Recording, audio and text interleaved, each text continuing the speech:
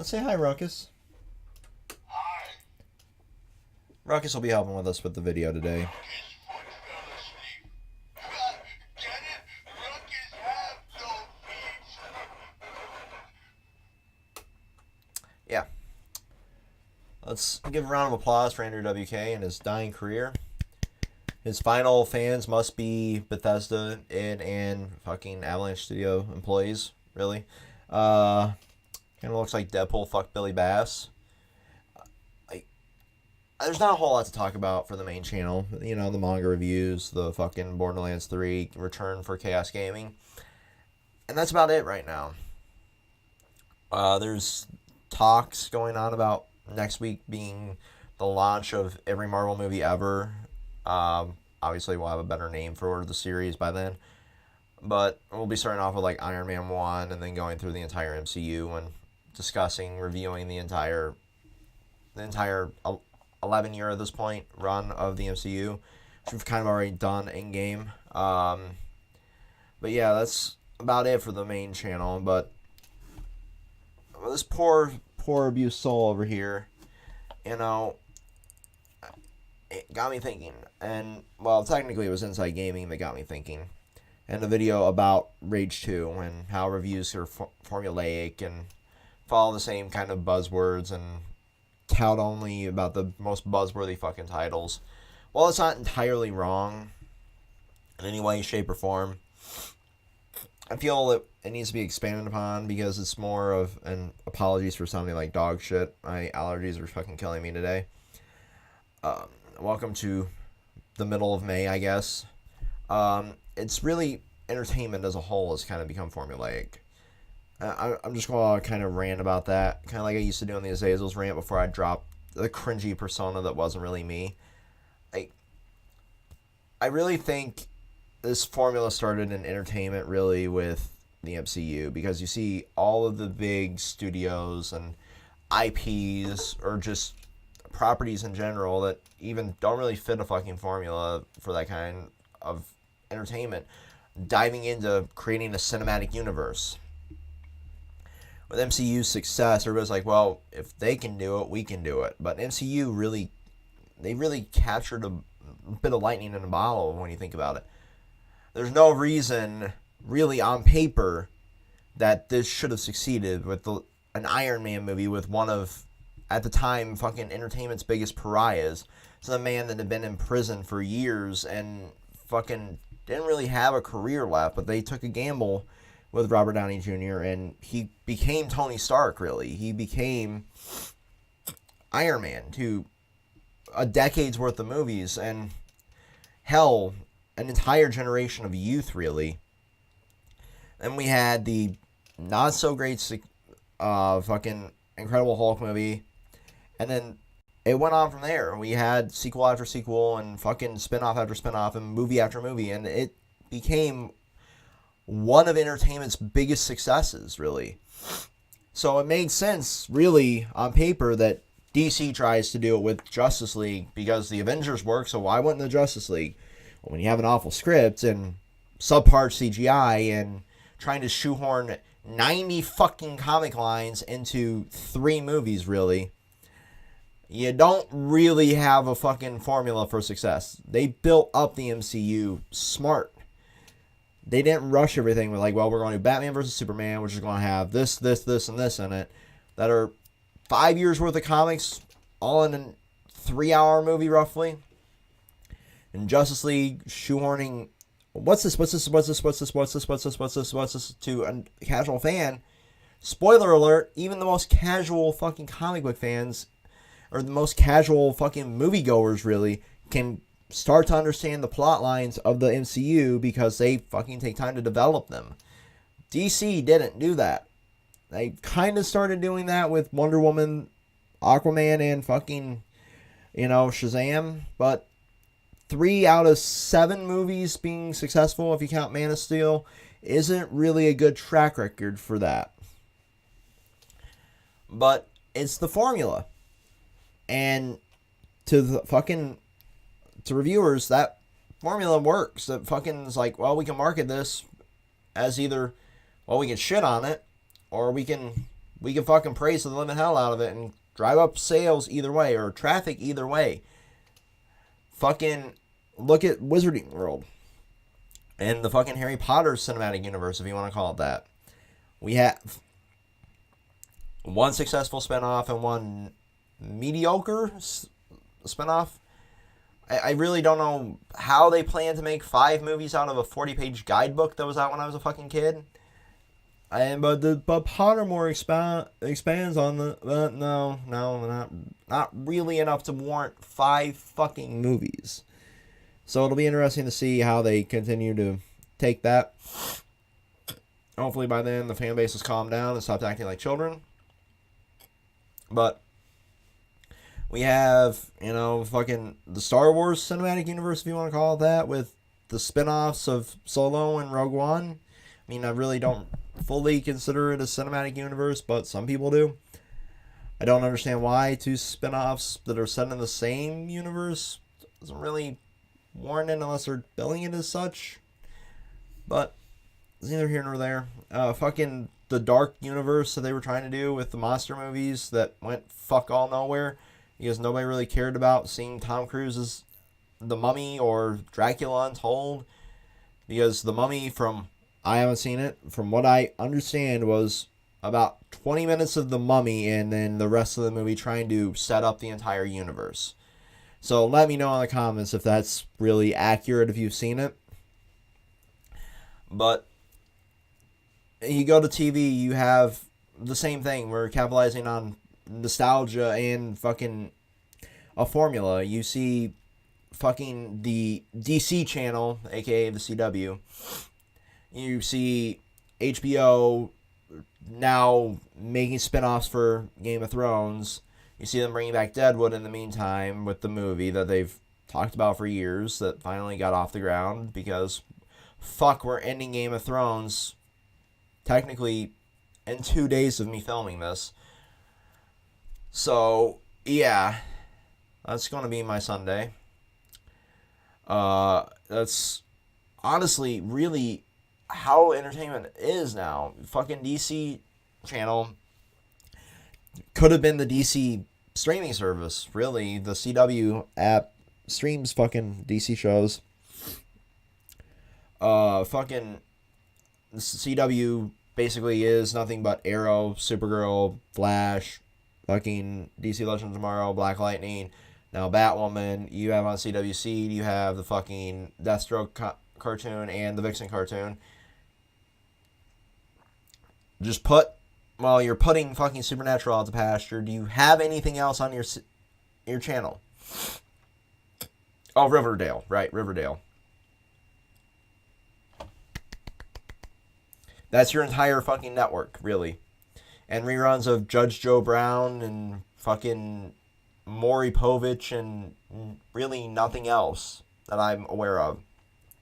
It's been a long ass fucking time since I had actual fucking cable and sat down and watched it. But, like, you might as well have rebranded to the fucking DC channel. It's ridiculous. You have all that. HBO has become, technically be the Game of Thrones network when all the fucking spinoffs are on there. You have a few other shows like Barry. I think Ballers is still on there, maybe. Like, that's about it. But all of the popular shows follow that formula. What's popular? What can we market towards? And how can we milk the ever-loving fuck out of that genre or that IP? Spoiler, you can market the hell out of superheroes no matter what they are. Just build up a decent fucking sizzle reel and you'll fucking make money. Whether those fans will walk away happy or pissed is on how well you develop that fucking property. Now, in the case of Marvel, they've done fantastic. In the case of the DC universe, not so much. DC television, I gotta hand it to them. They've done rather well since Arrow came on and fucking spun off into 9 million different fucking franchises. And then that fucking formula has kind of done that. Now on the nostalgia end, we have everything fucking rebooting from goddamn, we had 90210, we have fucking MacGyver, we have all these nostalgia shows coming back, or have been back, or are ending finally. Hawaii Five-0 was a thing again for a while. We had a Taken TV show because Taken was successful. A Lethal Weapon show with Stifler in it for some fucking reason. Like, it's bizarre what they'll fucking capitalize on. But as long as they can fucking make a buck off of it, they're going to do it. The gaming end of things, we follow very, very simple formulas, really, for the most marketable for reviews and ad revenue and shit. Shooters, let's take a look at Call of Duty. First 3 games, World War II. Done. That was the thing back then. From Medal of Honor, to Call of Duty, to Battlefield, boom. World War II was the fucking thing to do. Everybody got tired of that. Adapted a little bit, made Modern Wars with Modern Warfare. Medal of Honor came back for 2 games that were not so successful, but still followed that formula. We didn't want to touch on the fact that we were technically showing our current war enemies. So we named them the Op 4 instead of, the Taliban or whatever else. We wanted to fucking call them. So, not to mention the fact that their faces are still plastered all over TV, today. But, God forbid if we put it in a video game that might get in the hands of children that see it daily at school or, on TV when their parents are making their breakfast for them. But we got to think about the kids. But yeah, then we went into like semi-futuristic with Black Ops and Infinite Warfare, but the fucking core that we take from that franchise is the Pick-10. We take the guns. We take the simplified run and gun campaign and bastardizing an entire fucking genre for multiplayer that now is the standard for fucking a shooter. You have to have a multiplayer mode. You have to have this particular setup, really, for it to be super successful. You have to have, like, these particular fucking attachments by default, or your game's not really successful. Now, the looter shooter, or the looter genre in general, you have to have your classes of loot, your whites, your greens, your blues, your fucking purples, your fucking oranges. You have to have a set type of element, really, or effect. Borderlands, you had your fucking lightning, your fucking electric bullshit. You had your fucking fire. You have your caustic shit, or acid. You have your fucking slag, your special alien weapons, the Iridian. Fucking in your Destinies, you got solar, darkness, whatever, fucking, and lightning. And then that's your weapons. You got your elements, you got your wonderful loot palette that's been used since fucking Diablo, really. But that's your looter shooter. Fucking your RPG follows the same thing. Branch it off into maces, stabs, swords, whatever else you want to throw in there. You want to throw in a fucking bow, go for it. It's your game. Fact is, you got to have those 5 rarities, and you got to have some sort of magic or fucking whatever, really. That's the fantasy side kind of varies. Because then you dive into classes and shit, but as long as you have that palette of fucking rarity and loot, you have a game that people will eat up. Like, oh, I can grind and I can get this really rare weapon here in this dungeon. There's only a 0.5% chance that it'll ever spawn, but I can grind here for hours and hours and hours and hours. And have I played this game for 5 fucking years? I have no life. And people eat this shit up. Sports games, there's really no set formula aside from violating you for $60 every fucking year for the same fucking game with maybe a couple new players that just joined, since there's no longer on the college end of things a sports franchise, because the NCAA didn't want to fucking pay royalties to students. So that ended. That's the one sports title that still holds some fucking value. That final NCAA college game, you can still see it for $40, $50 wherever you go.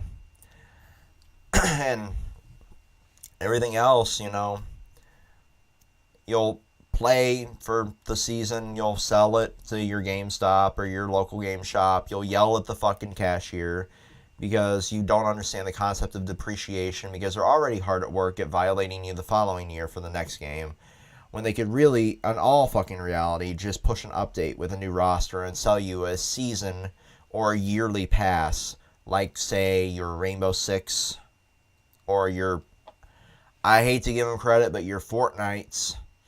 These games, you know, have made this season thing a fucking success, really, or a yearly pass of success when you think about it. Like, you can literally go and buy a year one pass for Rainbow Six, get all the fucking operators for one price. You can go in, buy a year two pass, get all the operators for that year for one price. And then you don't have to be nickel and dimed for buying a new Rainbow Six Siege 2, or here is 15 characters. I know that's an overshot. It's like 8 a year.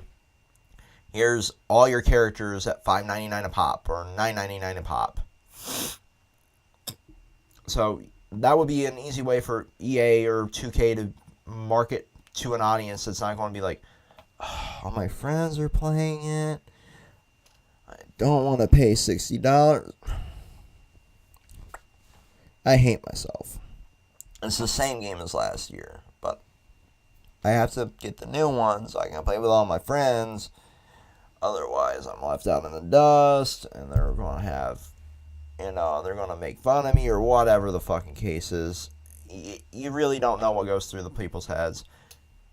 Be it a kid, be like, well, I only have Madden 18, and then your Madden 20 is coming out at the fucking end of the year.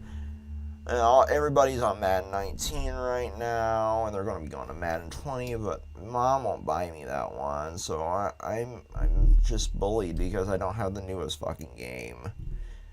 Or you have the casual player that plays that one game every fucking year.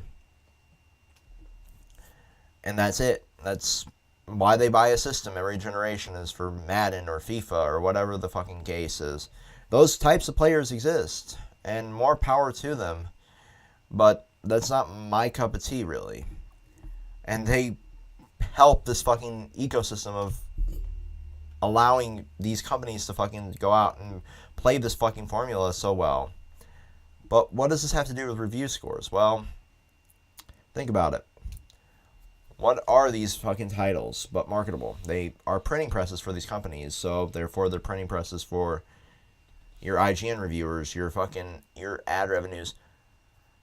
Because, and I'm not saying go out and target the companies for reviewing these fucking games. God, no.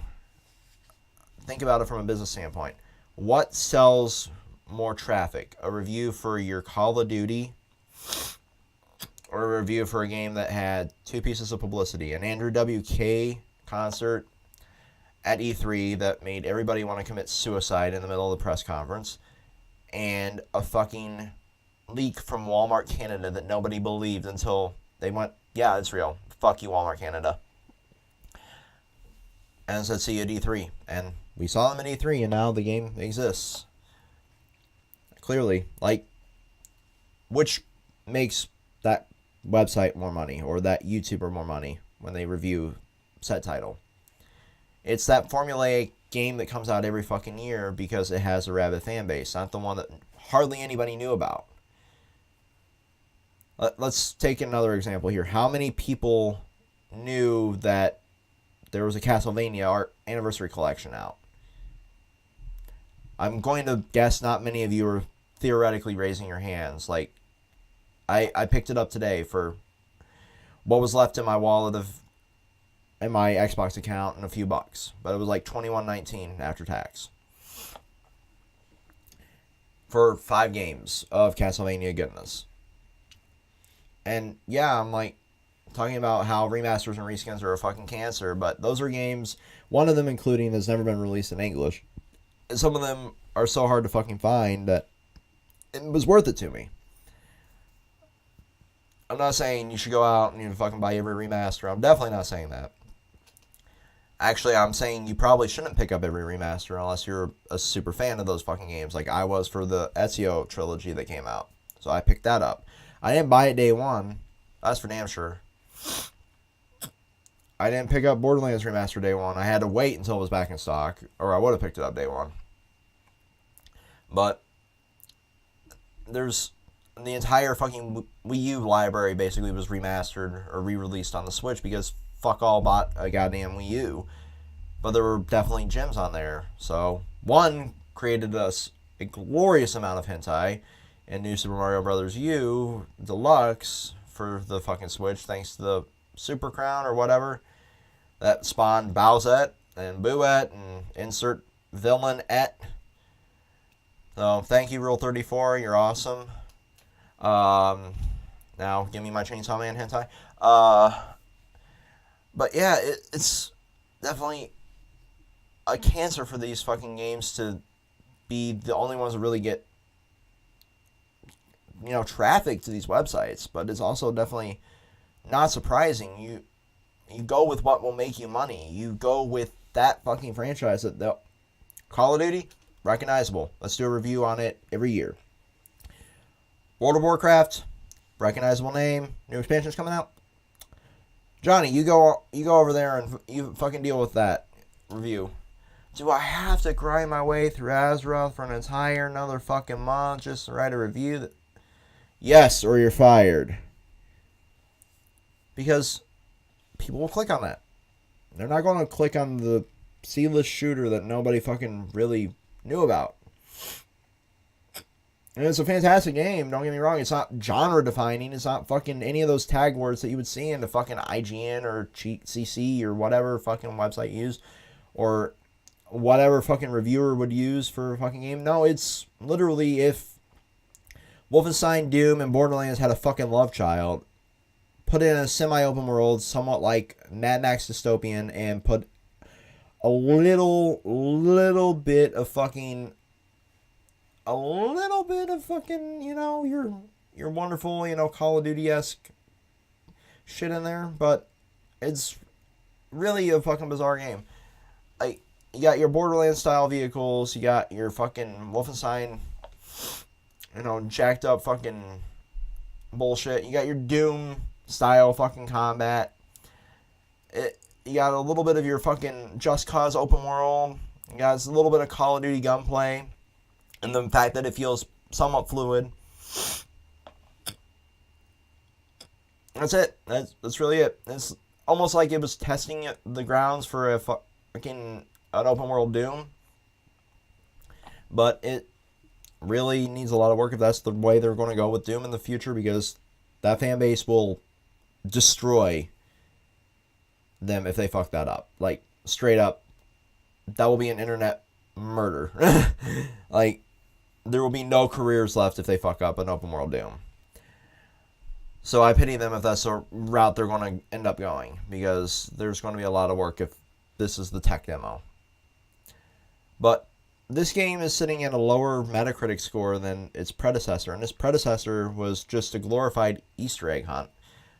Oh, here's a little developer room with, old school Wolfenstein shit and Doom shit, and yeah, it led to getting remakes of those games, but it's really it.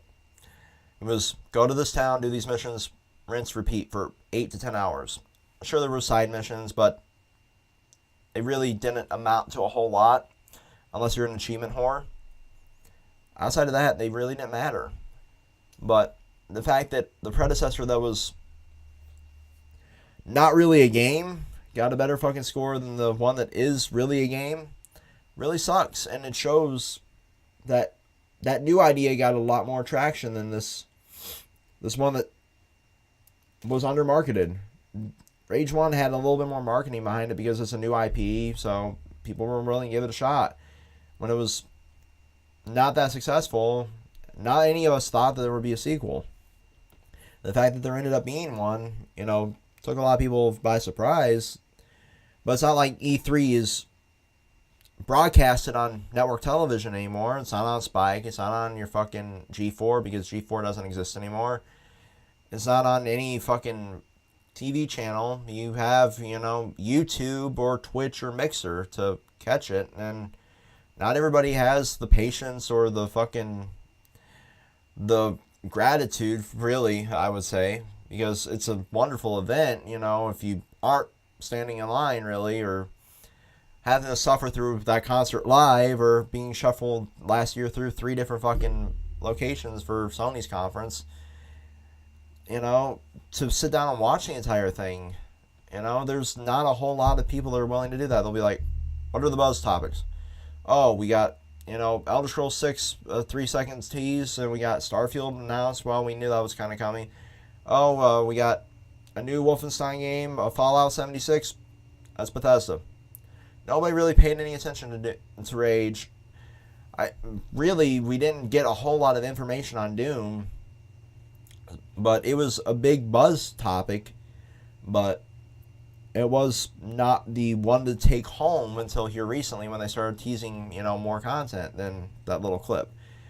For Square, there wasn't a whole lot there. For fucking Microsoft, you had a lot of 4K, 4K, 4K. And Sony, you had people going from location to location to location. Nobody wanted to put up with that, really. Like, there were times where I'm like, do I really want to do an E3 review, this year? But I stuck with it because there were good games getting announced, but it still wasn't, it didn't really feel like E3, so to speak.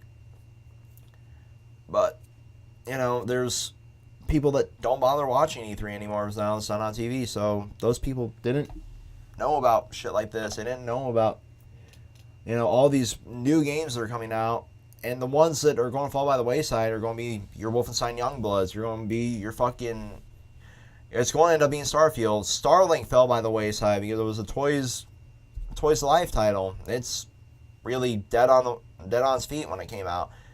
You had fucking, even the fact that Star Fox was involved in it didn't really save it, really. You see it discounted to fucking hell and back at every store it's at because it didn't sell. You had buzzworthy titles like fucking Smash announced at the Nintendo conference, or Treehouse, but it's Smash. It's going to be buzzworthy. That was pretty much it for Nintendo. And of course, it got picked up reviews everywhere because, again, it's Smash. So of course, it got a fucking fantastic review score, not the fact aside that it is literally the Wii U title reskinned with extra characters. You got Castlevania characters in it. You got Persona characters in it. You got Piranha Plant for some fucking reason in it. You got King K. Rool. You got a few other characters in it. Cool. It's still the Wii U version with a little bit more lag and more characters. Congratulations. Not really the greatest title on the fucking planet. It's fun. It's a great game. It has a story mode. That's a plus. But it's Smash. Of course it's going to get picked up. Your gems are going to fall by the wayside. So the take home from this fucking video is definitely, don't let reviews fucking make your decisions for you. Your reviews from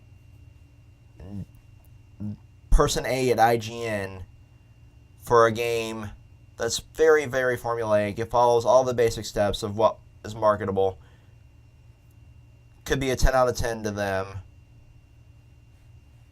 or to the company, or to whoever's cutting the check, or it could just be that person's opinion.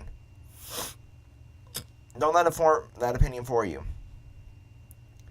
Don't let that film that everybody's ranting and raving about, is Forbes giving it a fucking perfect score? Good for Forbes. Good for fucking Variety Magazine. Good for People. Good for the Today Show. Good for your fucking movie reviewer. Good for whoever. That doesn't mean you are going to like it. And then when you don't like it, the collective internet is going to go out there on the internet and go, it sucks. It's the worst fucking movie I've ever seen. The people involved should kill themselves. They should fucking go and jump off the fucking bridge because this is the worst pile of dog shit I've ever seen in my entire fucking life. Whoever fucking reviews this and gives it the perfect score should die in the pits of fucking hell. No, it's a fucking opinion. That internet voice kills my fucking throat every time I do it. But it's worth it. That is not what you should do. You should go out and form your opinion. Do you know people with similar tastes to you? Ask them, is this a good game? Is this a good movie? You know? They're not sure if you'll like it. You're not sure if you like it. Wait till it's for rental. Game rental's still a thing. Game Pass, great service. Most titles come to that fucking service now. Fucking PlayStation Now, a lot of titles come to that fucking service eventually. I can guarantee there's going to be 90 million fucking titles you're going to love more than that one you're curious about. And when that one you're curious about hits one of those streaming services or fucking subscription services, if it's an EA title, it's an EA access, or if it's on a Steam sale, then go grab it. You're not wasting your entire day's fucking pay, your entire day's wages on a fucking game that you might not like, that you might, go fucking post on the internet, on your social media, and send out death threats or fucking suicide messages to fucking people that are forming their own opinion or the opinion of what's going to make them money. Those are both very, very big options now. Maybe this reviewer picked up this fucking title because it looks good to them. That's always a possibility. Maybe this reviewer stole the fucking review from somebody else because that's also happened in the recent past. But that review should not dictate what you fucking purchase. We've become so fucking complacent that if it's fucking popular, we're going to go see it. We're going to go fucking buy it. We're going to go do it.